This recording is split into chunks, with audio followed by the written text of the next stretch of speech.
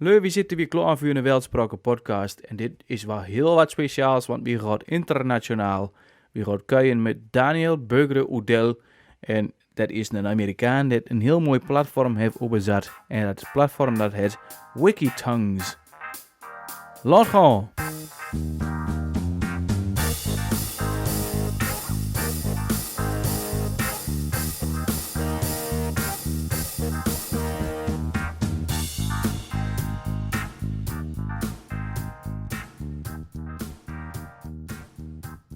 And we're live. Thank you very much, Daniel, for taking the time to speak to us today, because you're a very special character.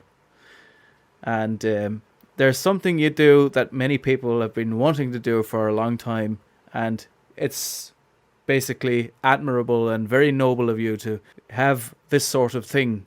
So what actually is WikiTongues? Can you explain us a little about it? Absolutely. First of all, thank you for taking the time to chat with me. I know this podcast is normally in Low Saxon. And I'm sorry that I don't speak Low Saxon, but I'm happy to talk about this in English. So WikiTongues is a nonprofit organization that helps people get started with language documentation and language revitalization. So we help people get started with the social process of keeping their languages alive. We started in 2014 as a personal project, or I think it might have actually been 2013. And it was a YouTube channel of mine where I'd record people in the New York area where I live speaking in their mother tongues or their ancestral languages. I'd post those videos online, and we had a call to action for anyone to contribute videos from their communities or from their countries.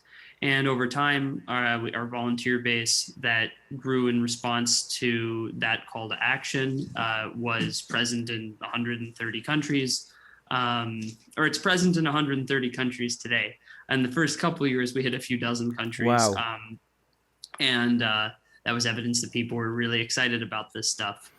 We obviously weren't the first project to emphasize linguistic diversity and to try to support linguistic diversity, but I think we had a kind of very accessible entry point, and so people were eager for that. So over time, people started asking, how do I save my language, which as a language activist, you know, is a very complex question with a variable set of answers. And in 2020, we started working with the Living Tongues Institute for Endangered Languages, which is another really awesome language diversity nonprofit, to try and develop an answer to that question. We published a document called the Language Sustainability Toolkit, which helps you think about what your language needs, how to go about implementing those needs, and how to go about measuring the success of your implementation over time. So it's essentially a document that helps you answer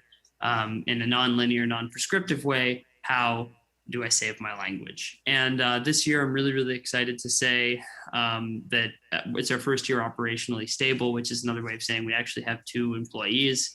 And we've been able to distribute some grants to language activists in 3 countries who are working to launch language revitalization projects. And in addition to the money, we've been giving them advice, helping them strategize, and connecting them with linguists or other field experts who can help them. There are 2 other revitalization projects we're working with as well. And so that's 5 overall that we've helped kind of kickstart or accelerate this year. These activists are Wendy Goodlow from the Afro-Seminole Creole community in Texas and Coahuila, so Mexico and the United States. They tend to call themselves Black Seminoles, but their language is called Afro-Seminole Creole. And then we've got Hangi Bulebe in the Democratic Republic of Congo. His language is kiHunde. Kamran Ali from Pakistan, although he's living in Russia, his language is called Wahi. And Bintu Kamra from Guinea, her language is called Nalu. And then Sonia Rock from the Giksan Nation, First Nation in modern day Canada. They have a language revitalization movement underway. A lot of First Nations in British Columbia are extremely active in keeping their languages alive, but they're the Giksan First Nations language, Giksanimak, only has one children's book. And so Sonia's goal in particular is to publish a second children's book and hopefully usher in demand for more literature and early childhood materials in her language. And so specifically, we've been helping her find a publisher for that. And so WikiTongues helps people get started with language revitalization, and we continue to maintain our open pipeline for language documentation. People from all over the world send us videos in their language. And another thing that we've been working on this year using Jewish diaspora languages as a case study is developing templates for more rigorous video documentation, because when people send us content from all over the world, it varies in depth and quality quite a lot. And so we're trying to figure out an elicitation protocol that can support, hours of educationally useful video documentation of languages, so that minimum requirements. Exactly. So that you're preserving, when in recording these videos, you're preserving the language well enough that someone could learn it or produce learning materials from the video for a future revitalization movement. All right. So that sounds all very lovely, but one big question for you: why? Why would you do that? And why would you, Daniel Bögre Udell, care about all these languages around the world? Well, I think, so personally, I come from marginalized language communities. My grandparents were Yiddish speakers. And on my father's side, and then on my mother's side, my great grandparents were actually Scottish Gaelic speakers. Both of these languages are at risk today, Scottish Gaelic more so than Yiddish, because of political intention. It was English-only policies in Great Britain that drove Celtic languages into decline, and it was the genocidal violence of the Holocaust that drove Yiddish into decline. Around the world, almost every endangered language community is having a hard time keeping their language alive because they've been oppressed, persecuted, or marginalized in some way. People don't wake up and voluntarily give up their language. It's why indigenous languages in the Americas and Australia are among the most at risk in the world, because they too have faced genocidal violence over the past 4 centuries. And on top of that genocidal violence, programs designed to eradicate their languages in the United States and Canada, for example, until the 1980s, or I think late 1970s. It differs by country, but indigenous kids were taken from their families and forced into abusive boarding schools where they were given English names and punished often violently for speaking their languages. We're just starting to investigate the ramifications of this in the US, but over the past several months in Canada, they've been unearthing mass graves at all of these schools. So these schools were not just assimilation schools, but sites of genocide, physical genocide, where people were murdered en masse and disposed of anonymously. In Australia, they had a very similar scheme. The generations that were forced into these schools are called to remembered today as the stolen generation, because they were physically ripped from their families. There was no attempt by the Australian government to convince Aboriginal Australians and Torres Strait Islanders to send their kids to these schools. They would just show up and kidnap them. And this is true everywhere, right? In Mexico, until 2003, it was illegal to ban the use of indigenous languages in Mexican public schools. In countries across Europe, in Spain, it was, all of their languages were persecuted until the transition to democracy in 1980. France still has yet to ratify the European Charter for Regional and Minority Languages. So even though things are better there than they were 50 years ago, language discrimination is still legal to a degree. And we could go on and on. Like, this is everywhere. So, keeping language diversity alive isn't an esoteric thing. It's a fundamental question of social justice and also human rights, because the Universal Declaration of Human Rights specifically stipulates that you have the right to speak your language and you have the right to keep your language alive. So, making it possible for all people to keep their languages alive is about making it possible for all people to sustain their relationships with their ancestors, to keep their communities intact, and to express themselves freely, to be who they are in the 21st century. This isn't an argument for monolingualism. In fact, it's an argument for robust multilingualism. Lingua francas like standard Arabic or English or Spanish can coexist with, the 7,000 other languages that humanity has developed over the past, 50 to 100,000 years. So it's I just think a really, really important thing if you care about social justice, if you care about a more equitable and fairer world. It's also good for science because the vast majority of languages have unique vocabulary that often reflect biocultural knowledge of the natural world. And so there are fields of biology, ethnobotany, ethnoornithology that leverages the vocabulary of languages from biodiverse regions to identify and fast track the conservation efforts of at-risk species, right? There are efforts to uncover medicinal knowledge or knowledge of the medicinal value of plants. Language diversity also helps us understand prehistory better, right? So like there's evidence of contact between Northern Australian cultures and Indonesian traders. This isn't a written history, but you can actually find it reflected in some languages from Northern Australia. Or Polynesians. I'm sorry? And Polynesians? Polynesians, sure, yeah.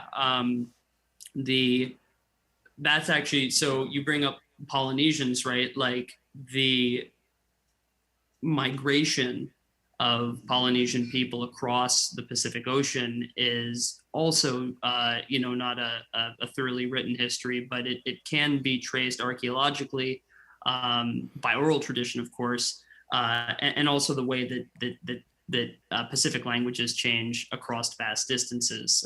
There's evidence of the Bantu migration in Africa, similarly the Bering Strait migration across from Siberia into the Americas, 10 to 20,000 years ago. So there's so much that we have to learn from linguistic diversity that is important, even if the question of social justice doesn't particularly resonate with you. So there's a whole host of reasons, existentially and personally, that I care about this stuff. And even beyond those things, like the plant knowledge, plant-based knowledge, and the medicinal things, all these things. It's just as soon as a people decide that their language is worth preserving, or is in fact a basic set of knowledge and linguistic knowledge and what have you, it's worth preserving because they say so. You have no right to question that. And so whenever someone says, so-and-so language isn't actually a language because it's so similar to that, this or that, to me that's nonsense, because as long as the people believe that it's different and worth preserving, or, worth standing up for, then to me Absolutely. that's grounds enough to step up for it. And 100%. And you mentioned that you have loads of different projects across the world, in Africa, in Australia.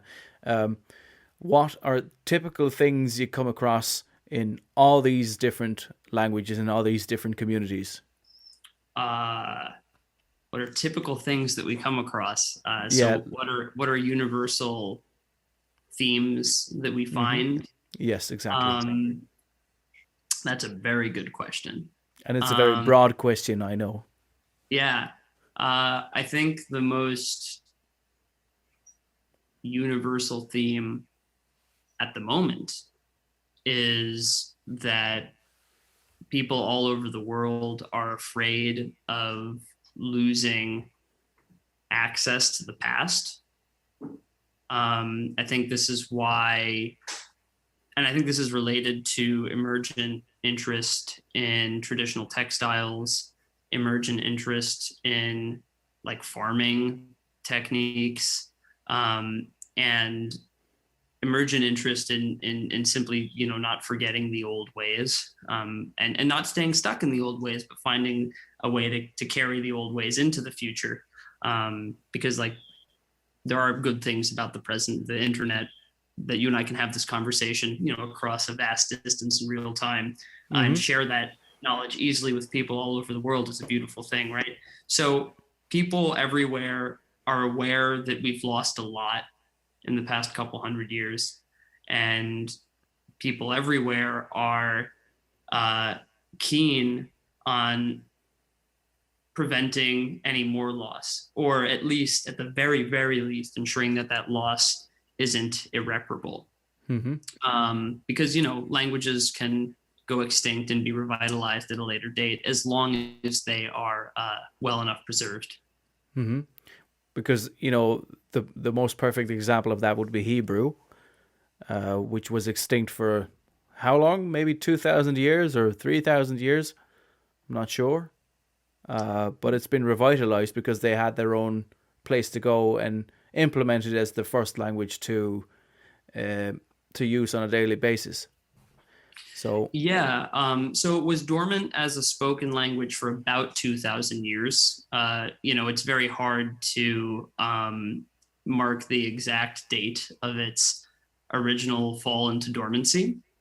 Somewhere between the you know, 4th century BC and the 2nd century AD. So essentially when the kind of ancient Hebrew-speaking kingdoms of Judea and Israel were annexed first by Babylonians and later by Romans. It was kind of under that political context that Jewish people initially switched to Aramaic as a mother tongue. Well, we developed kind of like a Jewish Aramaic language that's still spoken today, by the way. And kind of turned to Hebrew as a means of cultural survival and preservation, as a philosophical language, as a liturgical language, and as a literary language. And so for the 2,000 years of Jewish life in between, you know, the extinction of Hebrew and the revitalization of Hebrew, it was still very actively used, just not as a mother tongue. Nobody spoke it natively. But because it was actively used, it was incredibly well preserved and actually had evolved over time too. So, you know, the language wasn't stuck in the Bronze Age because Jewish people were still writing in it, you know, well into the 1700s. And right. And so in the 1800s, you know, people associate the revitalization of Hebrew with specifically with the creation of Israel. And there's reason for that because it's, you know, Israeli Jews are the primary like Jewish group whose mother tongue is Hebrew. However, by Israel's independence in 1948, Hebrew was already revitalized. So the revitalization of Hebrew actually began in the 1800s as an effort to facilitate communication between different Jewish groups and as an outgrowth of this movement called the Haskalah, or the Jewish Enlightenment. And so this is where you know, secular Judaism and secular Jewish identity really started to take a coherent form. And in that, there was this push to revitalize the ancient ancestral language that would be the common ancestral language of Jewish people. And in fact, the guy who kind of kickstarted this movement, Eliezer Ben Yehuda, credited an interaction they had with a Jewish person from another country whose mother tongue was different than his. And that person spoke to him in Hebrew. And he was like, wait a minute. And at least that's so the story goes. But anyway, it was definitely accelerated by migration, like mass migration of Jewish people to the land of Israel and Palestine, because you had Jewish people coming from different countries. Maybe they were speaking Judeo-Arabic, maybe they were speaking Yiddish, maybe they were speaking Ladino, and Hebrew became kind of like almost like a lingua franca between them. So there's some political conditions that definitely accelerated its revival, but it really began in private in the diaspora. And it really just started with an attempt to update some of the vocabulary, start speaking the language conversationally, and raising new native speakers. But your point absolutely stands. It's by far the most successfully revitalized language in history, and they did it after 2,000 years of it being dormant. So it's absolutely possible to do. Yeah, absolutely. So there's hope, at least, if you document it properly. And so that's one of your biggest focus areas, like documenting. How does that go about? You send out like volunteers with cameras and give them a certain framework, like it's all right if you start recording, but please follow these certain steps, and then what? Well, we don't dispatch anyone with cameras, but if someone wants to go out and with their camera and start recording, we will help them figure out what languages are spoken, where they're going, and guide them through the process of doing outreach in a culturally sensitive way. Anyone can submit videos to us, and people often do in an unprompted way. They just go to our website, wikitongues.org/submit a video. And there they, upload videos. We have some guidelines for video creation, but they're pretty sparse. It's kind of like, these are questions you can ask. These are ways to maximize quality depending on your equipment. But what the new elicitation protocol that we're working on and that we'll publish by the end of the year has a kind of like 7 chapters really of questions that you can ask people that we hope is culturally broad enough to apply to most languages, and that can be used for recording hours and hours of useful content.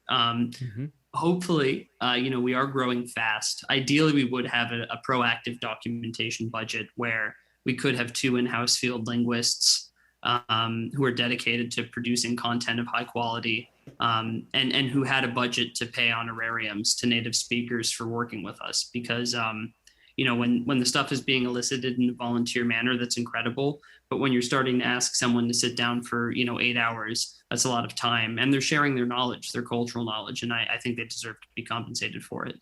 And makes it more interesting too. Yes. And so that's the hope. That's the hope, but we're not there yet. Right now, it's, people can submit content. And if someone reaches out, says, I have a nice camera, I'm going on a trip, we'll help them plot recording sessions along the way. All right. So what's your biggest success number at this point?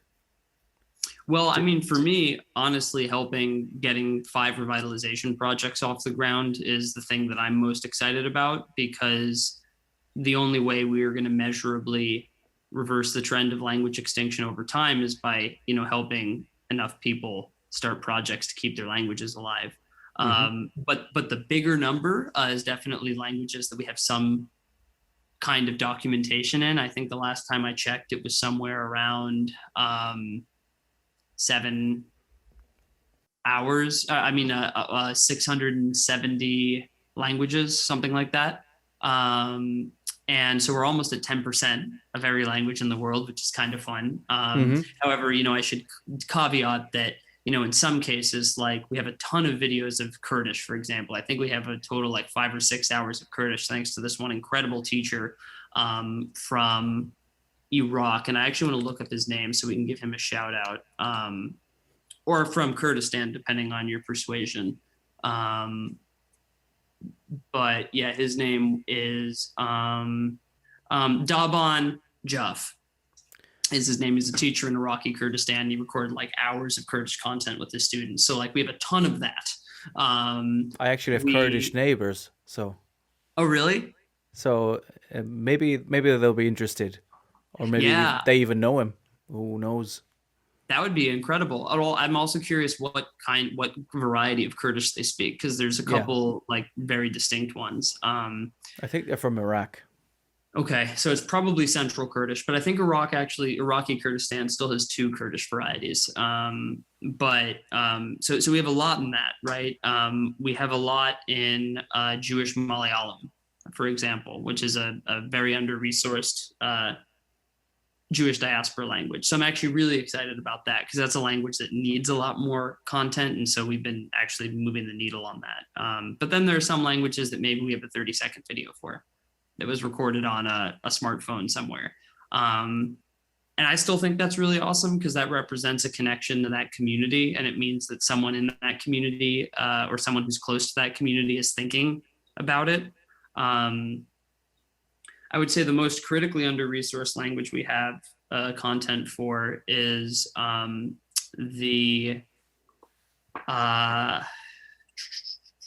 need to look it up. It's a language from Vanuatu. Oh, wow.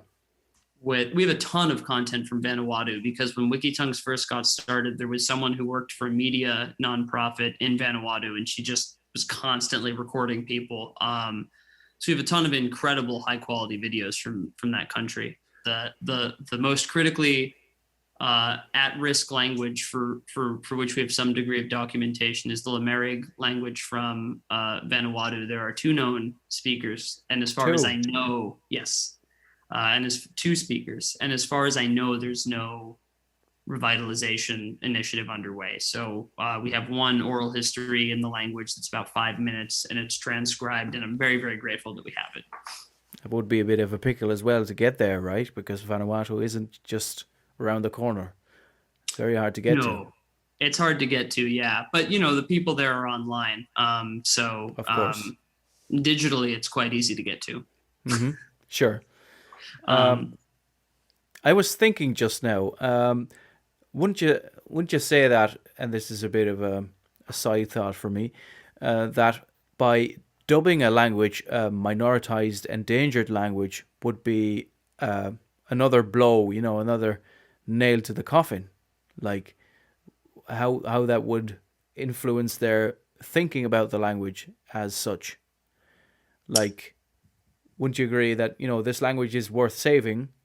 Oh, do you mean it was endangered? Yeah, how that implies that. There's the discourse around endangered languages is definitely problematic. One of the reasons that, obviously we talk about endangered and at-risk languages because that is a phenomenon, right? If a language isn't being learned by the next generation at scale, its existence as a mother tongue is in doubt. Mm-hmm. So it is a real thing, and I don't think we need to mince words or mm-hmm. dance around that reality. But yep, I don't mean to attack you, but I mean, could it be a part of the toolkit, like making people stop saying like this is the language is on the brink of extinction, mm-hmm. but maybe focus more on we're going to improve things from here. Right. Well, and I definitely didn't think you were attacking me. I was thinking circularly. So in our core communications, we tend not to emphasize endangered languages, and we certainly don't discriminate if somebody wants to work with us. We don't check to see if their language is endangered, like officially listed as endangered or not, because there's only 100 or so languages whose, future into the next set, whose, future is all but guaranteed. The vast majority of languages are at risk in some way. And whether, linguistically speaking, according to the EGID scale, it is definitely endangered, I think is kind of beside the point. And it can absolutely produce a fatalistic mindset, which is what you're speaking to. I think it's important to be honest and assess the vitality of your language if you're trying to get started revitalizing it. Mm-hmm. Because if you want to, reach success, you need to know what you're reaching for. And if you're honest about the vitality, you can be clear about what it needs and how to go about that process of reawakening. But I would say that any time there's a stable movement keep a language alive, that language, maybe it's not really reasonable to consider that language endangered anymore. It might be at risk, but it means that people in the community are working to keep it alive, right? So I would say that any language with that circumstances is reawakening. And I don't know, I tend to prefer the term at-risk language because I think it's a little broader in definition. It doesn't have the same implication. Like endangered starts to make it sound like an endangered species, which can be dehumanizing. I mean, I don't know. What do you think? Just a moment back, you said that Hebrew was dormant instead of extinct. I think that is a nice way of thinking about it, because as if it's asleep, dormant, you can wake it up, but if it's extinct, there's no way of getting it back. And I don't know, it's some philosopher who said languages don't die, they're abandoned. So we need to bring the people back to the language. Like you said at the start, no person in their right mind will wake up one day and say, my language doesn't matter anymore, let's stop speaking it.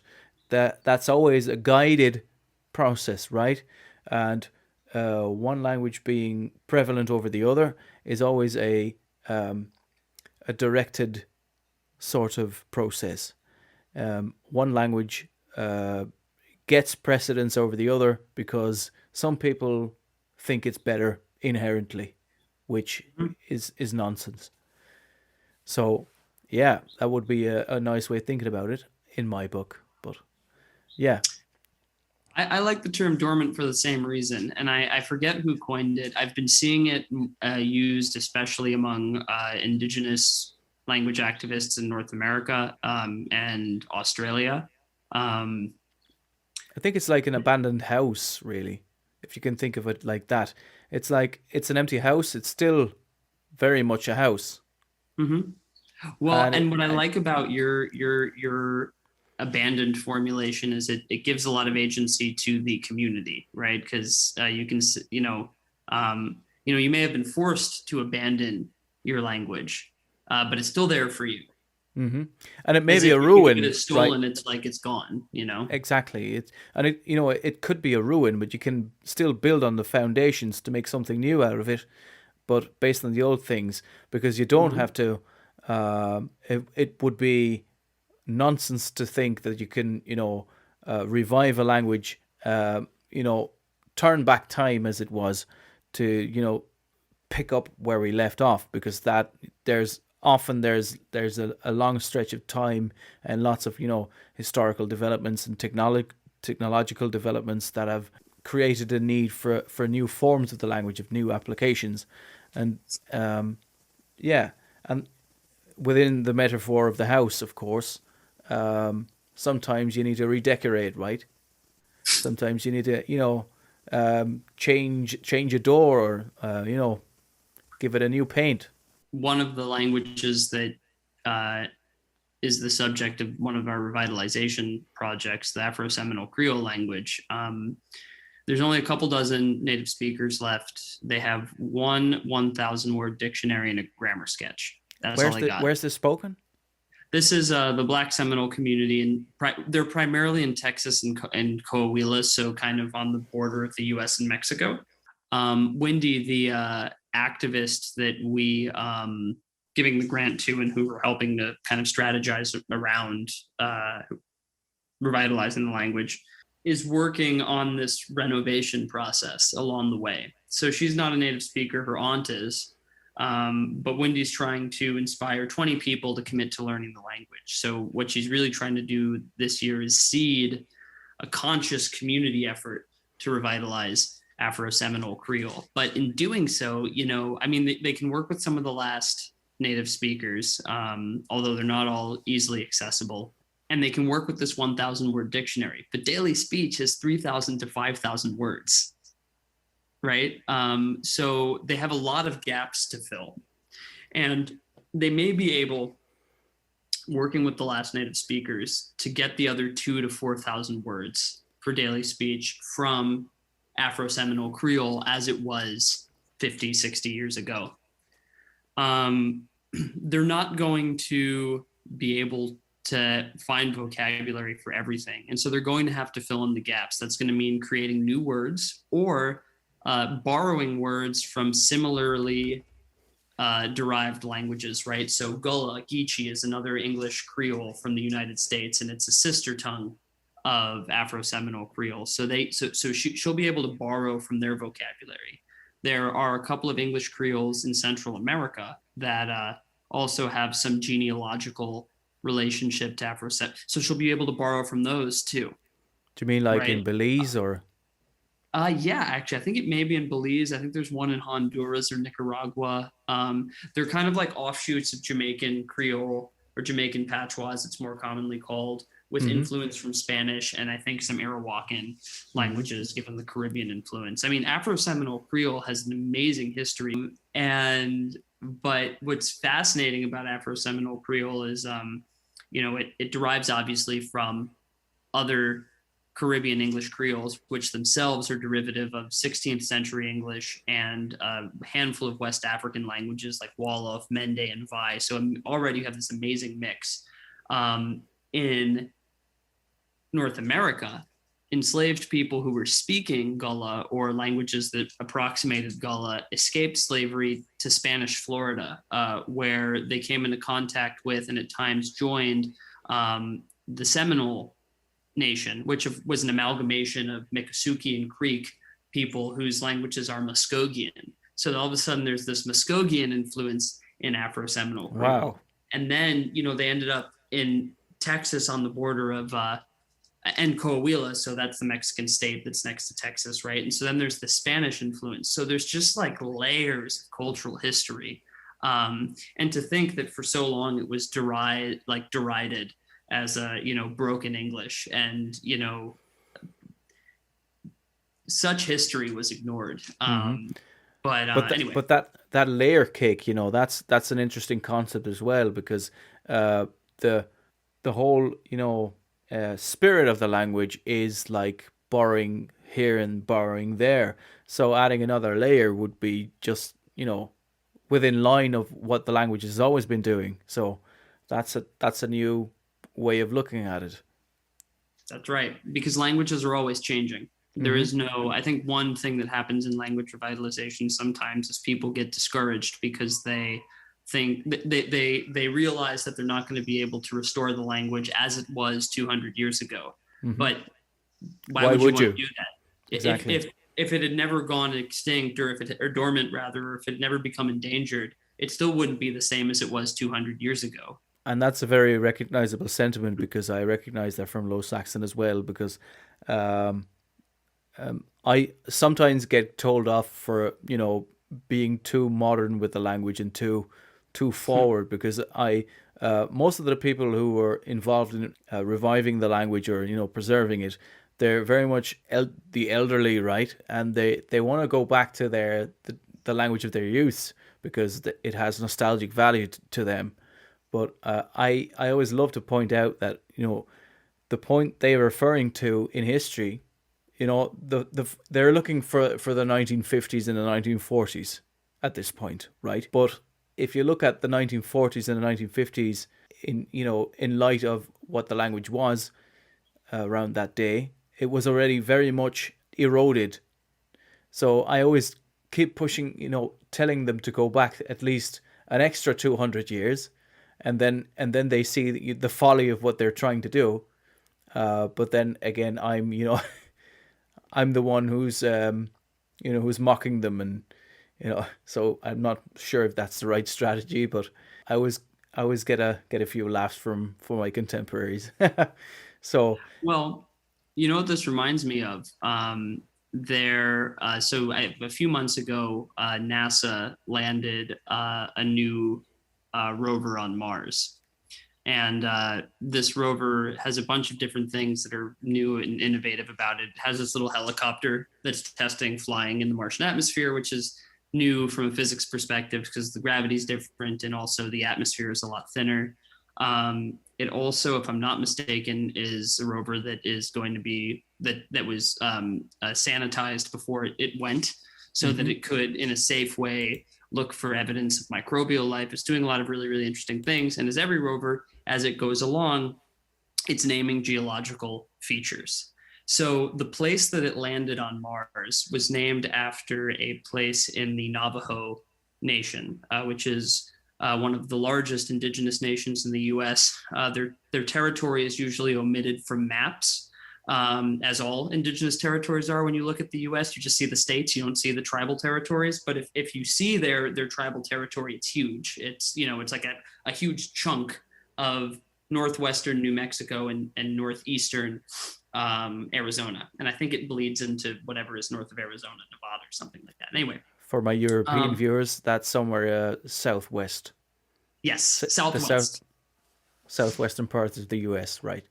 Right. So near the Grand Canyon and some of those geologically famous features. There was an engineer from in NASA. There is an engineer at NASA who is part of the team that's working on this rover, and he's from the Navajo Nation. And I believe he's the only Navajo team member at NASA, and he's definitely the only Indigenous American aerospace engineer. And he decided that since this rover is landing in a part of Mars that was named after a geological feature in the Navajo Nation, that it should name all of the things that it finds in Navajo. And so he went to his team leader and pitched the idea, and then he went back to the Navajo Nation, and the tribal government delegated a language team to help him put together kind of like a lexicon for naming geological and topographical features on Mars. That's so in cool. Navajo. And so this rover is going along and naming things in Mars on Navajo. So it is obviously a language that is fit for the 21st century and fit for the future, right?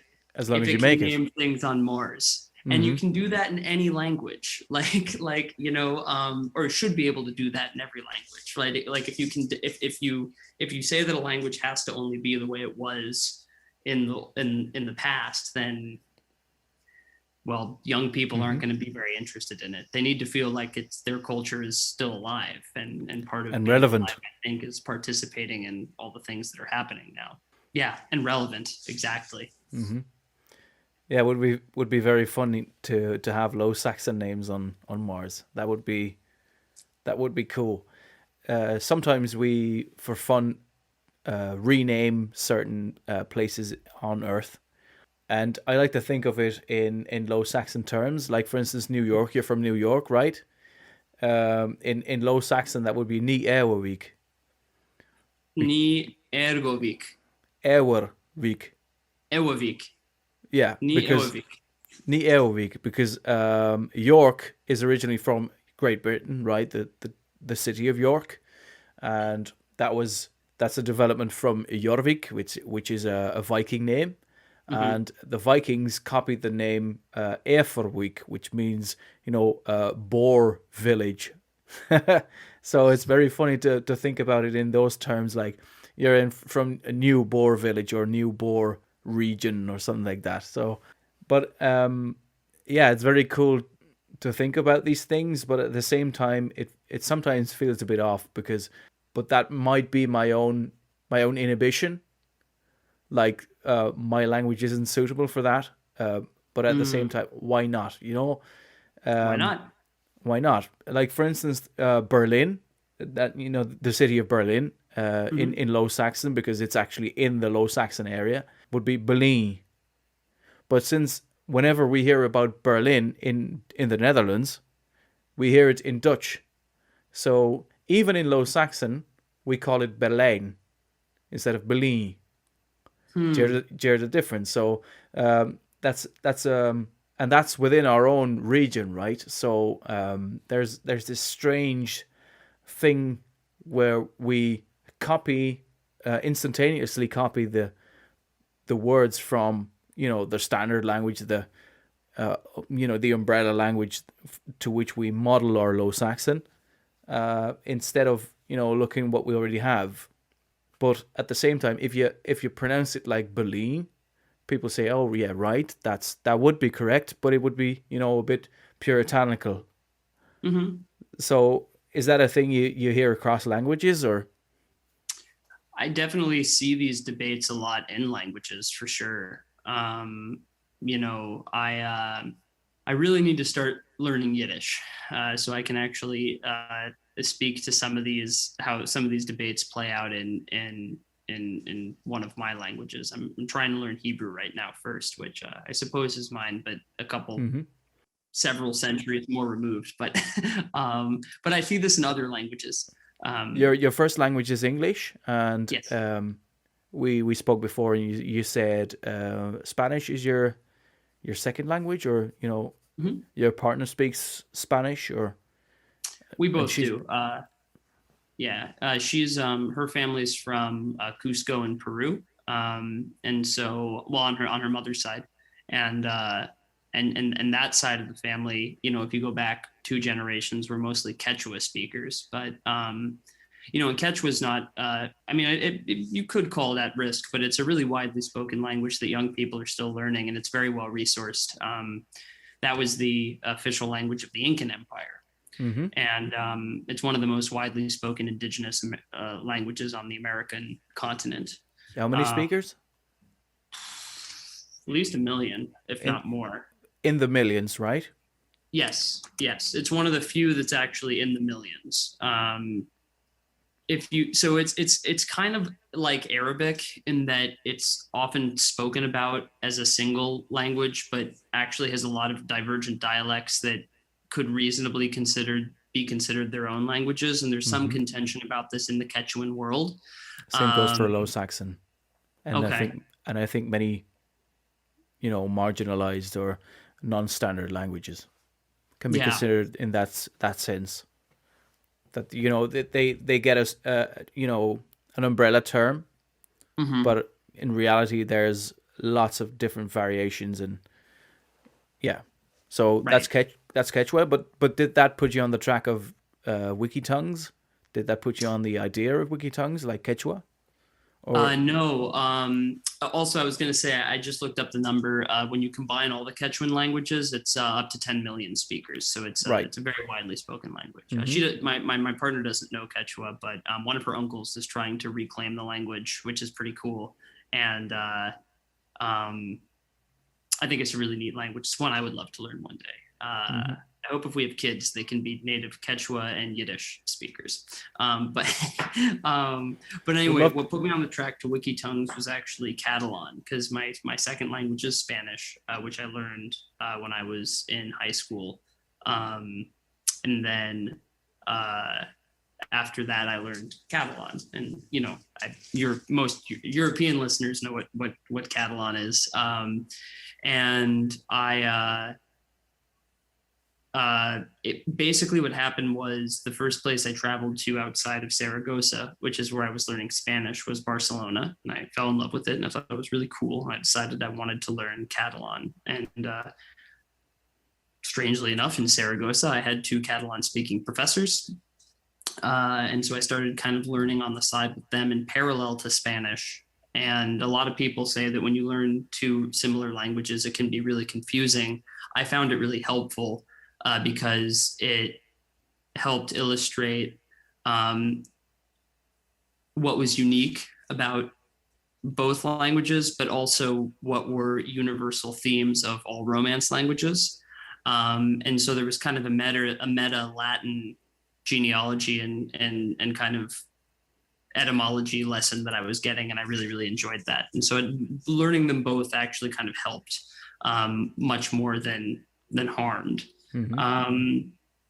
So then I had an opportunity to live in Barcelona when I was 18 for a few months, and I was pretty fully immersed in Catalan there by design. I did my best to avoid Spanish and English, which is difficult in Barcelona, but doable if you really try. Hmm. And you know, being immersed in the context of what I would argue is a successfully revitalized language, although some Catalan speakers may disagree, got me really excited about the possibility that marginalized languages could be reclaimed by their communities. And I think that, there's a lot of solidarity between different language minorities in Europe. And so, within not long of being in Barcelona, I was meeting Corsicans and I was meeting Greenlandic speakers and, or Kalali Sut. And granted, that's an Inuit language, and whether you'd actually consider it European is a separate issue, but they're under European control. You could even consider it Canadian, right? Only a Canadian nationalist could, I guess, because Greenland isn't part of Canada. No, I know, but they usually go across, and I think that I can imagine that would be easy. And and I would bet, and maybe you should get an Inuk person on here to talk to them about that. But I would bet that there's like, from what I understand, there's definitely like a pan-Arctic or a pan-Inuit identity. But I think that may transcend Canada. I think they would probably see Canada as an equally colonial presence. But I'm not the one to speak to that. But I met a lot of. Sorry. Yeah, it was just cool to bring it up. Like I think in Low Saxon terms, you never think of Greenlandic languages. Right. But they might be very close by, because Low Saxon is actually one of the languages spoken in Denmark, and Greenland is I think it still is Danish territory, right? Exactly.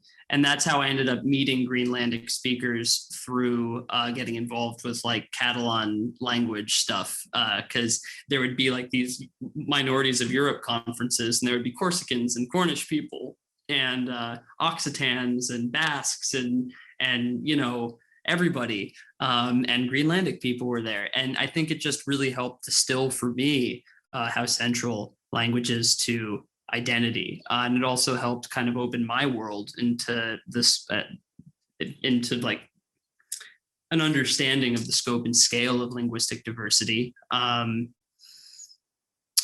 think intuitively, growing up, I had no exposure to Scottish Gaelic or anything like that, but my dad, would speak a lot of Yiddish to me in fragments, like phrases and words and things like that. So I always grew up with kind of the remnants of a family language. But the relevance of that didn't become clear until really my time in Catalonia. But anyway, I came back to the US and I wanted to get involved with language diversity, and that's what got me started on the road to WikiTongues. Right. So, is it a daytime job now? As of January, yes, where I am one of the 2 employees. Wow. So I'm excited about that. Very nice. It's taken a very long time for that. Very exciting to see that, projects so close to your heart really taking off. Congratulations. Thank you. Or in Yiddish, it would be a Shanam Dunk. Shanam Dunk. Mm-hmm. Oh yeah, that it sounds a bit like German, because I met a few speakers of Yiddish, or at least I saw them, mm-hmm. And they were chatting amongst themselves, and for some reason I could understand them because Yiddish is so close to German. It would be very interesting to talk to them, but they were more like the traditional Jews, and I didn't mm-hmm. want to interfere. So right. Yeah, it was very funny, and then I would love to have some speaker of Yiddish. So maybe you in the future on the podcast to have a conversation, a bilingual conversation in Low Saxon and Yiddish, and see how that works. Because I've been trying this many times with, for instance, speakers of Swedish even, and see how Low Saxon and Swedish would work together. And I've invited someone from England, from the UK, who is a specialist in Old Saxon and Old English, and to see to what extent Old Saxon and Old English would be intelligible with a speaker of contemporary Low Saxon. That would be very exciting. So lots of different ideas up here, and you know, it's great that we have the internet now, because that's given us a whole new, a new means of reaching out to people and showing people, shoving people under their noses, like this language is still here and very much alive and very, very lively as well. So that's good. I actually know some Yiddishists. If you want to do that at a faster pace than me becoming conversational in Yiddish is, I can introduce you to some people who'd be very happy. My friend Sandy Fox, for example, is a podcaster, and she runs a feminist podcast in Yiddish. It's called That would be lovely. Nice. So she could be great. She'd be a very good candidate for this exercise. But it would be also be an extra incentive to you to start upping your game. Yeah, for sure. The issue is that I'm starting with Hebrew right now. Right. And that's taking some time, because Hebrew bears very little relationship to any language that I know. And so it really is like starting from square zero. And so I'm going to be preoccupied with that for the next several months. But I will get to Yiddish, and I will come when I'm feeling confident. We can do an episode in Yiddish. But in the meantime, you should get Sandy on, because I think that would be really cool. That would be lovely. Yeah. Let's see if we can arrange something. So, do you have like fixed goals for languages? Do you help people set them, or how does that work? So once people reach out to WikiTongues, how does that go? What can we expect? Well, we don't have fixed goals for language revitalization. If you want to work with, sorry, I've got a cat that's running around right now. We don't have fixed goals for language revitalization. What's that in Yiddish? A cat? Mm-hmm. I don't know. I probably like got, I would bet. Let me look it up. Like katze or something like that. Yeah, in Hebrew, it's like hatul or something like that. But there she goes. Let's see, cat in Yiddish. What is nice, though, is because Yiddish uses the Hebrew alphabet, learning Hebrew is a step to Yiddish. I actually would play this game. There was a period in New York where I had to bike every day through a Haredi neighborhood where the signs were all in Hebrew or Yiddish, and I would look at the signs, and it's all the Hebrew script, but I would try and determine based on like how the spellings were arranged, or like how they sounded when I read it, whether it was Hebrew or Yiddish. So a cat in Yiddish is katz. I figured. Yeah. Something like that, yeah. And in Low Saxon, it's kata. Kata, there you go. Yeah, I mean, Yiddish is Germanic with Hebrew and Aramaic thrown in. We don't have fixed revitalization goals for people who come to us with the intent of starting a revitalization movement. What we have is a method for identifying the vitality of their language, and a method for thinking about what their language may need next. So in Wendy's case, Afro-Seminole Creole has only a couple dozen speakers left. It is under-resourced, and so there is a critical momentum turn that needs to happen, right? And so for her, the process was, well, you kind of need to seed a movement of interest in the language in the first place. So the goal that she set for the next year is getting 20 people to commit to learning the language. And she's going about that by hosting events. She's been doing some Zoom language sessions with some of the elders, and with Ian Hancock, who's the linguist that produced the 1,000 word dictionary and grammar sketch that they have, which it's so thankful that he did that, So that was one thing. Hangi in the Congo, his language kiHunde has a couple 100,000 speakers. Children are starting not to learn it. So the language is at risk. I don't know if it could formally be classified as endangered yet, but it will be in a generation if they don't turn things around. And he has an incredible kiHunde language school in Goma, where he lives. Goma geographically is in the Democratic Republic of Congo, on the border with Rwanda. And his school has about 20 students, right? It only has room physically for about 20 students, right? And so what he needs to do is standardize and scale his education program. So what he's working on is standardize it. Well, upgrading some of their equipment, because right now all they have is a chalkboard. But in addition to that, creating some new materials for teachers, training new teachers so that more kiHunde children can start learning their language in a structured capacity, right?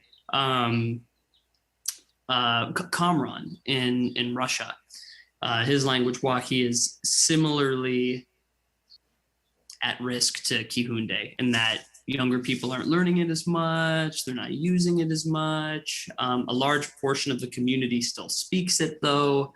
And so he wants to get people involved with keeping the language alive. And one issue they have is lack of resources. There are resources though. It's just that Soviet linguists produced them. And the working language of those resources is Russian, which is the language that most Wahi people don't speak. And they're in libraries in Russia where most Wahi people don't live. So, but he does, and he speaks Russian. So he's translating these resources and digitizing them. And what I'm trying to encourage him to do also is to have a newsletter about that and like a Facebook group so that people back home can get excited about the activities as well. So it's not just a resource production. Like I think there's a way to do community organizing around the process of documentation.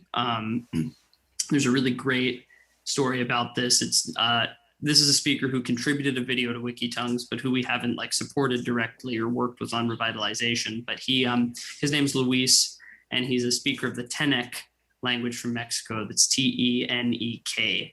And he ran a documentation project where he got the youngest people in the community to record the oldest people in the community as a process of putting together like storybooks and things like that. So he identified that there was a lack of documentation and a lack of community organization. And he did the first thing to do he did the second thing to do the first thing. And, in engaging the young people in creating documentation, not only is he creating materials for future education, but he's also kind of engaging the community in keeping the language alive, right? So exactly. Hopefully, so it's a way to do both at the same time, right? That's vital. Yeah. When it comes to oral histories and like creating documentation, like goals that what we would love is to have at least 8 hours of video in every language in the world and a 3,000 word dictionary in every language. Because that, as long as the video is strategically captured and the dictionary is strategically elicited, that should be enough for anyone to go forth and do a revitalization project. Luckily for Low Saxon, there's dictionaries galore. So that's good. I think that should work. But most of these dictionaries are offline and would be very much helped if those were made available online. I know there's one character who doesn't live too far away. He's compiled a dialexicon, is what he calls it, and he used to be a computer programmer, so he built his own software where you can look up Low Saxon words in Dutch and Dutch words in Low Saxon.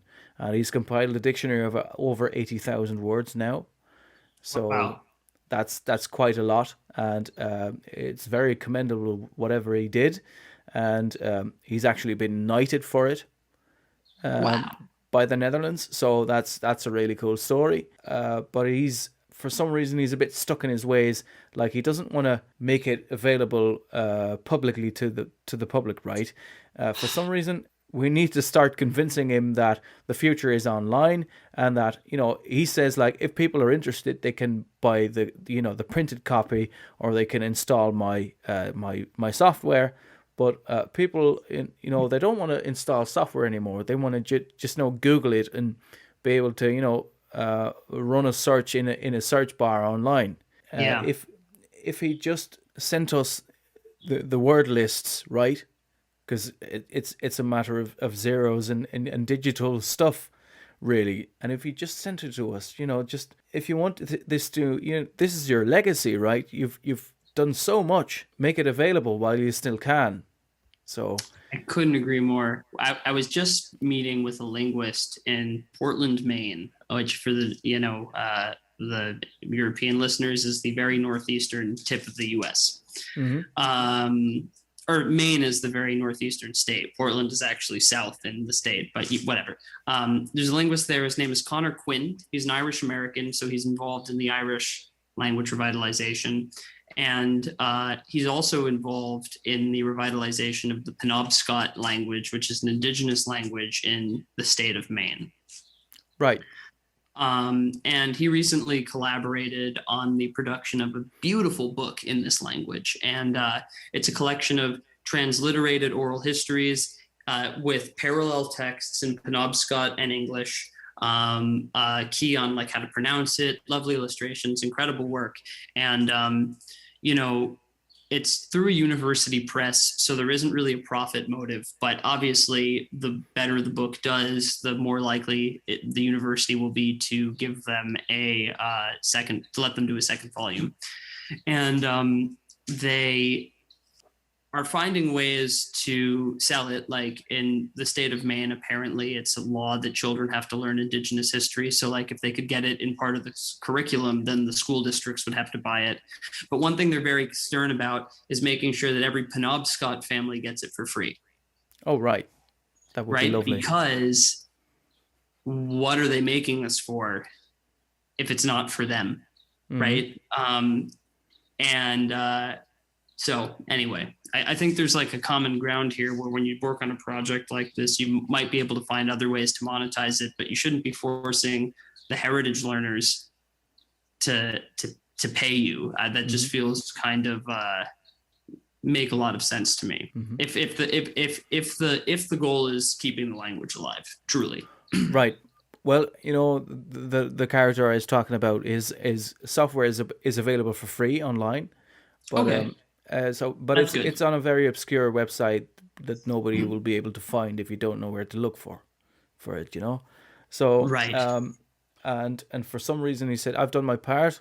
Now it's up to the rest, which would be okay if he gave us, to the coffers really, the repository he has collected, because he's done a massive amount of work for which he'll be applauded for years to come, but at least have us have a look at how we can implement this for future generations and for online applications, right? Like it should be a matter of us being able to, run a search and one of your wonderful words will come rolling out.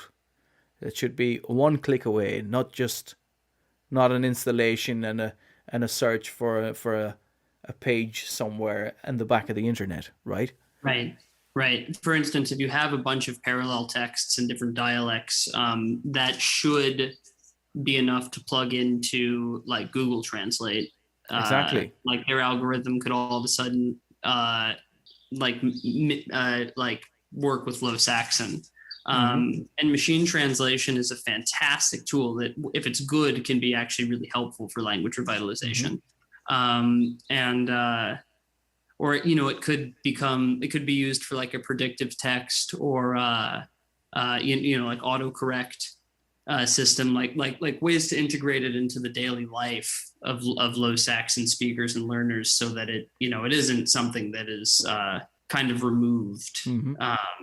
But there's the added problem that there isn't a standard Low Saxon language, rather separate dialects, and these are spread out over the Netherlands and Germany. And the Germans tend to model Low Saxon writing on High German, whereas Dutch people would write Low Saxon as if it was Dutch. They use Dutch ways of writing Low Saxon. So Google Translate wouldn't see that this is one language. Rather, it would be confused. Google Translate would be confused in that, this looks like High German, and this looks like Dutch. So we'll treat this bit of language as if it was Dutch, and we'll treat that bit as if it was High German. We actually have daily examples of that, because I make a point of twittering in Low Saxon. Mm-hmm. But Twitter has this auto-translate function Mm-hmm. below every tweet.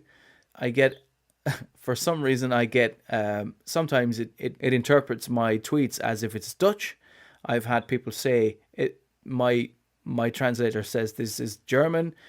My translator says this is Swedish. My translator says this is Norwegian. This is Estonian, Afrikaans, even Hawaiian for some reason. So we have a very long way to go in standardizing at least the written form of the language. And we've tried this, but then I think I've told you this before, but we've compiled a new way of writing this. Mm-hmm. But now the hardest part is convincing people to start using this new form because they say doesn't look like anything I've seen before. So Right. we have a very conservative group of people working with this language. So that's I mean, the most difficult part. yeah, I completely agree that like standardizing the orthography would be helpful. But you could probably still have these different dialects, because I think part of the problem is with machine translation is that Google or Twitter or like they don't even have Low Saxon in there. So it sees Low Saxon and it just tries to guess what it might be. But if they actually had Low Saxon and it was based on a corpus that contained parallel text from across dialects and orthographies, it could still possibly work. Like, for instance, I'm pretty sure if I were to go into Google Translate and I would go into Catalan, right? If I started writing in Valencian or if I started writing in Mallorcan, right? And they're like fairly divergent dialects. Some speakers actually consider them different languages, although that's linguists don't tend to agree with that formulation. But like I could type in any of those and it would recognize them because there's enough text in the different dialects that it still knows that this is Catalan or Valencian or Balearic, whatever you want to call it. And so I think the standardization is good, but Google Translate could also just like have a Low Saxon option that is based off of the different texts across dialects, and it should still be able to like translate the text as it's entered. Mm-hmm. And that's my understanding, though. I'm not like a natural language processing guy, so I could be completely off on that. That's based on my surface level understanding. You mentioned a corpus. I think one of the friends I made compiling this orthography, she is working on a corpus, Cool. precisely for that reason. So, and she even goes as far back as the 1700s and 1600s. So just to incorporate every possible writing system everyone's ever devised, you know. So, and to have no misunderstanding ever again. Right. So, yeah.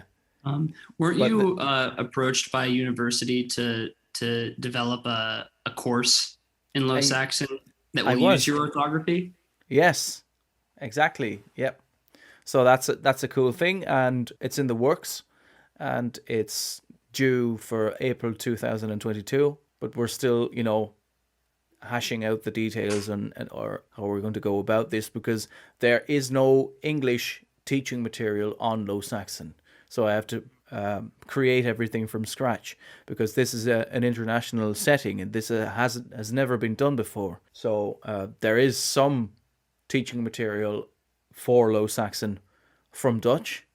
And there is some from German, but it has never crossed people's minds that there might be an interest in this language beyond its own speaker area, right? So, yeah, it's in the works, but we need to get some details right first.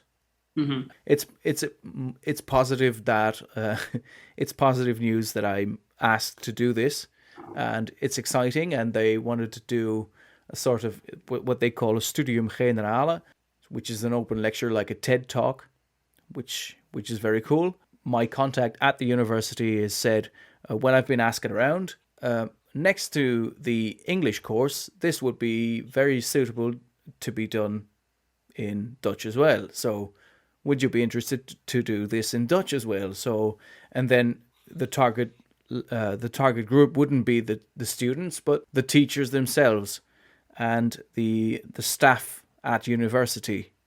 So that gives a whole new perspective, a whole new area of getting this language into the academic world. So that would be really cool, because this is actually the first time I think this university has ever done anything with this language, and they even have a language office. So you can follow courses in Dutch, you can follow courses on German, on English, or Chinese, I believe, even, and other world languages. But to have this, local university that even carries the local name, have this, well, not so local language. Yeah, that's exciting. So That's extraordinary. You know what would also be cool? It comes to mind, since you have like a robust community working on this with you, is to because you mentioned TED Talks. You know, you're familiar with the distinction between TED and TEDx. It's a TEDx sort of thing. So you could get a TEDx. You probably could actually organize a TEDx conference in Low Saxon. Would that be possible? Because I've looked into that, and I think it was supposed to be in English, right? Well, so official TED stuff that isn't TEDx has more restrictions when it comes to language, because they're pretty intense about vetting it, but they're a little looser with TEDx. And so I think that it's possible to do minority language or minoritized language TEDx conferences. I could be wrong on that, but I think that there's more freedom to innovate when you're organizing a TEDx. And there's actually one very cool thing in that I have contacts at the university. There's one teacher, one professor of applied technology, robotics. I think it has to do with robotics, like the elderly who are now in homes for the elderly. They get lonely. So, for instance, she's working on a robot now that is more of a social robot. Like it talks to you, right? If you're lonely, it just has a conversation with you based on AI.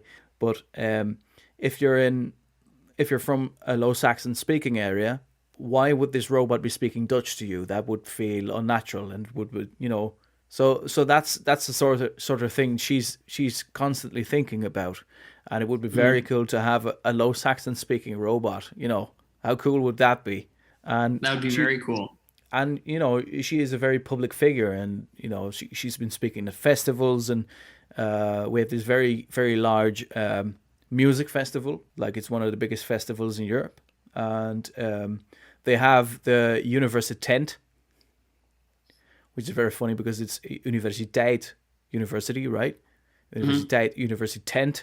Like they have this big party tent where they have these low-key lectures on all sorts of topics, which would be very cool to have those lectures in Low Saxon. Why not, right?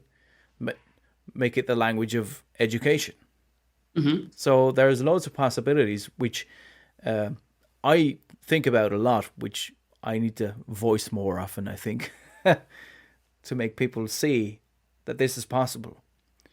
Because usually it's beyond people that this is possible in this language as well. Right. And I mean, unfortunately, like natural language processing is the name of the game with so much of this stuff. It's, you know, it really is just having like rich written and verbal corpora available for engineers to use, because that's all you need for a Low Saxon speaking robot, or for Siri or whatever to understand you if you speak to them in Low Saxon, or you know, autocorrect to work. And I think being able to interact with devices in your language is critical. And one dream that I have, and it won't be this year, but maybe next year or the year after that, is to have an open pipeline for some of this, for people who want to actually submit that data to these big companies that are working on that stuff. So if you want autocorrect in your language, here's where to submit that to Apple or Google Speech. I think Google Speech does speech recognition, not autocorrect, but you know what I mean. I would love that. I think I've tried it with Google Speech Recognition. It doesn't recognize Low Saxon yet, Mm. But a friend of mine, who I've also recorded a podcast with in English, he's tried Low Saxon phrases and entered them into DeepL, the translation tool from Microsoft, DeepL, DEEPL, and it actually did pretty well. So it's in the works. Yeah, things are looking Hell up. yeah. So yeah, I also know someone who he's like working on a project that's housed by Microsoft, and they're constantly looking for corpora to build autocorrect in different languages. And I don't know if they have Low Saxon yet, but it may be worth speaking to him because he'd be very happy to help with that. I'd love And to I know his also know name. someone at Google Speech. I'm sorry. I'd love to know his name. His name's Nathan. I forget his last name, but I can put you in touch over email. That would be lovely. Yeah, and then I think I know someone at Google Speech too. I don't know how open their pipeline is, but I know that he'd always be happy to know that there's like a language community that wants it, because then he can try and prioritize it. And his name is Don Von Esch. He's pretty he may be Dutch actually, now that I think about it. But he's pretty active on Twitter. So you He can does have a find Dutch him. sounding name, yeah. Yeah, and I've spoken to him before. I just can't remember if he's like of Dutch descent or if he's Dutch in the U.S. But if you just find him on Twitter, he's pretty active in language revitalization stuff, and he's at Google Speech. So you could just tweet at him and say what's going on with Low Saxon. I'd see how that works. His name was Don Van Esch. Yes. I think I've seen him before. Come Yeah, across he's him. pretty active. So I need to reach out to him then. Mm-hmm. All right. So let's try that. Yeah. Get things running. This is exciting. Yeah, very nice. So is there anything else you wanted to talk about? Because you actually started, initiated this podcast. Oh yeah. I mean, we've covered a lot. We've covered all the things that I like to talk about. I think it was just fun to come on, and it would be fun to come on and talk about Low Saxon or just language revitalization more broadly. This is Um, this is actually pretty unique because most talks on Low Saxon are either in Dutch or in German or in Low Saxon. So right. yeah. Well, So I actually had a question for you. So, we've been posting a handful of Low Saxon videos on WikiTongues over the past few weeks, and one of them was of a language that could possibly be considered a Low Saxon variety, and that's the Silesian, or no, not Silesian. Sorry, that's Slavic. The Pomeranian language that's spoken by the diaspora community in Brazil. And what would you consider that, based on what you listened to, something that's under the Low Saxon umbrella, or absolutely. kind of adjacent to? Okay. Absolutely, yes. I actually retweeted you, and I got a lot of reactions from other speakers of Low Saxon. Like, this is just one-on-one Low Saxon, and it's very, very much recognizable. And even from speakers of Dutch who said, I've never heard this before, but I can understand it quite clearly. So how is that possible? So yeah, it's really lovely to see that language that has actually been uprooted from its Pomeranian origins, and been taken to Brazil, of all places, thousands of miles away, and is actually thriving there. So that's a very cool thing to see. And they have the luck that they're in a remote area of Brazil, left to their own resources, really, and it's become one of the state languages in that state of Brazil.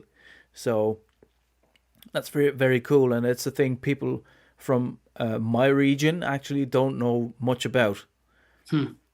So yeah, and it was retweeted by a number of quite well-known professors who are into the Dutch language. So they love to sort of say that this is a part of Dutch as well, but it isn't.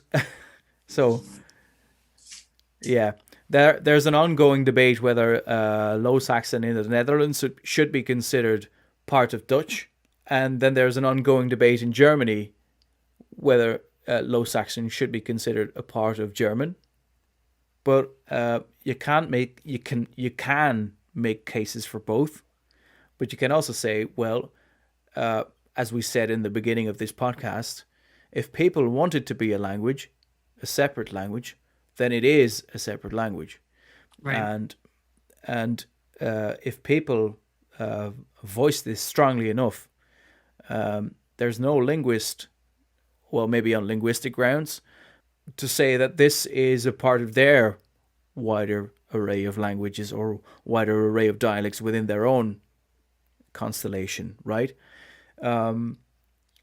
If we look at, for instance, the Scandinavian languages like Danish, Norwegian, and Swedish, those are actually dialects of the same sort of language group. But since people from Sweden said these particular sets of dialects, this is what we consider ours, this is what we consider proper.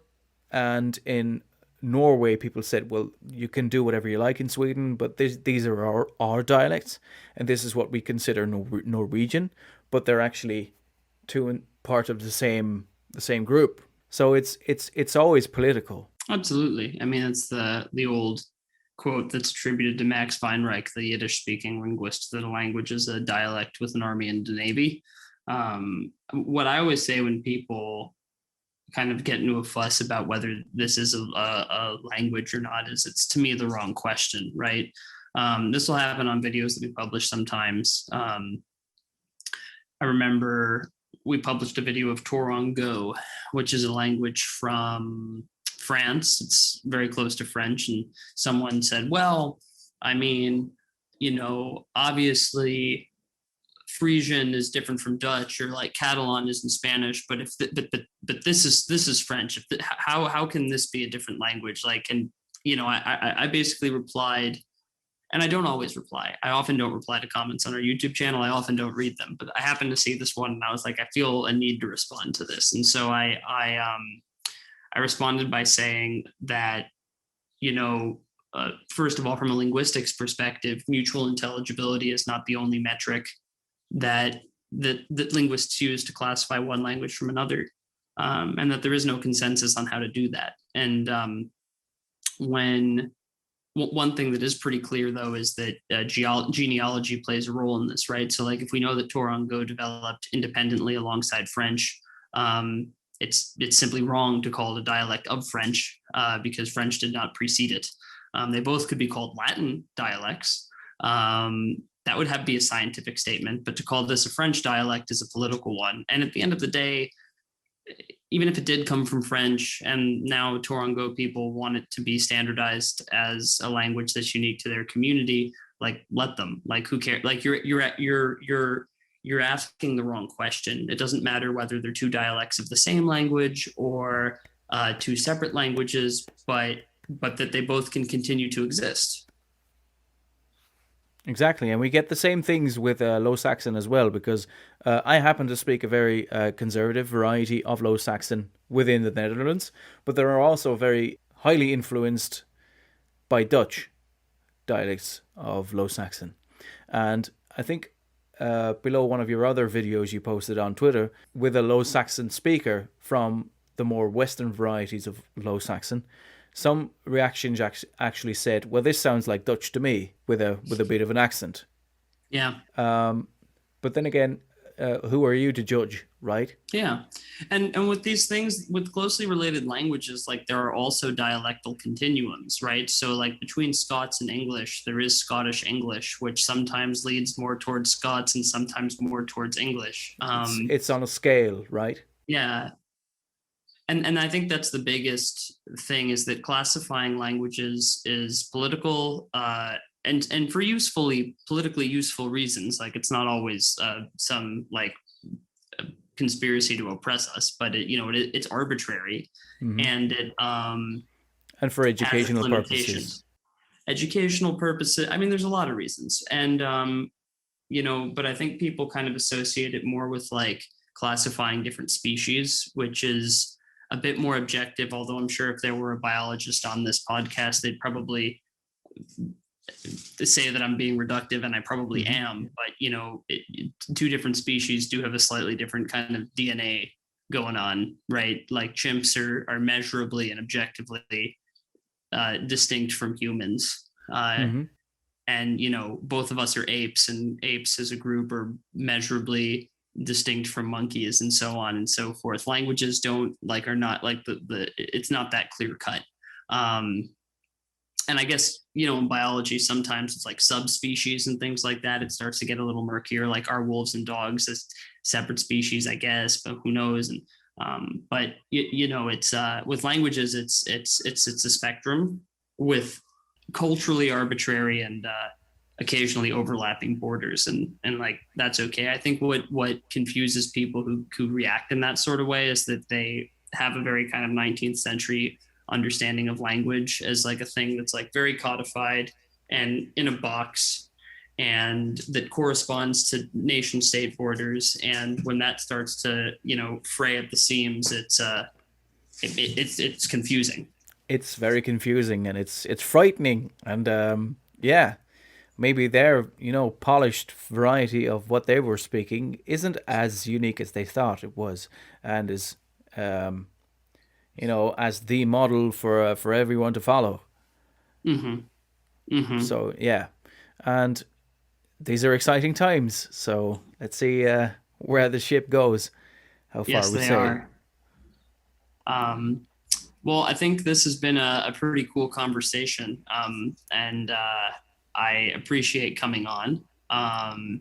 Thank you very much for coming on. Because, absolutely. This is very, it's exciting to speak on this in, I've been talking about it in Low Saxon for a long time, and having this discussion in English really gives me and us a different perspective, because one thing I found when I was preparing the course for the university, I had a discussion with many international students, and they don't have the prejudices and the misconceptions that usually exist within the Netherlands. Like this language is bad for you. Well, they've never heard of the language, so how would they know that? So absolutely. So it was great to have you on, and to hear your perspective on things, and to see how things are working across the globe. That Low Saxon isn't unique in that it's, for some reason shoved aside, in favor of other varieties of languages. So, and to see that there's hope, and that we can reverse this trend, and that, it really depends on how you go about this, and how much effort you put in together, right? So it's a community effort. Absolutely. It's community organizing at the end of the day. It's social work, language revitalization. And there is a scientific element to it, but, I think shouldn't be the barrier. And it's possible. And it's happening everywhere. It just needs to happen a little bit faster. Yeah. And that's where WikiTongues comes into play. Hopefully. If we do things correctly and we grow correctly. Well, I'd love to talk to you lots longer, especially on your toolkit. What's in your toolkit? Sure. So the Language Sustainability Toolkit, it's a PDF that you can download in A4, letter, or mobile formats. So for printing in different places or reading on your phone. And it has 3 sections, which are getting started. And that is about how to conceive of your movement. And that's identifying the vitality of your language, thinking about what it needs, thinking about how to measure success over time. Then there's documenting your language. So it has some, protocols for creating and captioning videos, getting started with dictionaries. That section is going to be elevated a lot in the coming months with the oral history elicitation protocol we talked about earlier. And then there's revitalizing your language, or I think we call it promoting your language. And that's, all of the different social processes that you can use. So it's effectively like, here's how you think about getting started, and here are your menu of options, and just go forth. And in each section has some worksheet questions if to directly ask you to think about certain things. And this is something that ideally we'll iterate on over the next 3 to 10 years, because, you know, the more we do this with different people, the more we'll identify things that we missed. And what we're trying to do over time is develop a kind of more universal theory of language revitalization. It's a working document. It's a working document. And when you download it, it actually says what the version is at the top, as if it was like software. So we're kind of in the process of hammering out like version 1.1.2 or something like that. And then what we're also working on is translating it into other languages besides English, of course, so that people can access it, at least in all the kind of global lingua franca. Because if we can get it into English, Spanish, Portuguese, French, Russian, Indonesian, Swahili, Standard Arabic, Chinese, specifically Mandarin, like if we can get it into like a broad enough, you know, Hindi, right? If we can get into a broad enough range, we should be able to, it should be intelligible to speakers of most languages, if not all languages, since there are very few people who don't speak any of those languages anymore. And if people want to translate it into their own languages, they can. Like, I know we have someone who did it in Frisian, which was fun, and so on. I think we're getting it into Tamil soon. But if you go to wikitongues.org, you can download the most recent version. Just know that there are some newer versions coming in a couple months. Right. So, and that's just wikitongues.org/toolkit. wikitongues.org/toolkit. Look it up, folks. It's exciting, and it's really a very useful tool, because I downloaded it, I think, a few iterations back, and yeah, there's awesome. There's really useful stuff in there, stuff I'd been doing for ages, and now seeing how I've been on the right track. So that's a nice confirmation. So excellent. thank you for doing this for you know, millions of people around the globe. So it was a pleasure to talk to you, and I'll put it online as soon as I find the time to process it all. And well, thank you very much again, and I hope to talk to you soon. Thank you, Shanam Donk, and Tudalaba. And remind me what it is in Saxon, Low Saxon. Dankenswert. Donk. Yeah, so that's comparable, right? Yeah. Dankenswert, so it's thankensworth, really. Danksviet. Danksviet, yeah. Danksviet, Martin. Yeah, and Godgaan. Godgaan, which means go well, go good. Oh, that's fun. In Yiddish, there's a saying like that. It's geh gesundheit, which means go in good health. Mm-hmm. But it can be used facetiously too. If you're annoyed at someone, you can be like, oh, fine. Like if you want to end a conversation. Mm-hmm. So it can be used earnestly or snarkily. We should introduce that one for Low Saxon. Like, Godgaan, yeah, thank you very much. I've heard enough now. Yeah, Godgaan. Yeah. Yeah. There you go. All right. Thank you very much. Thank you. And I look forward to keeping our ongoing conversation alive.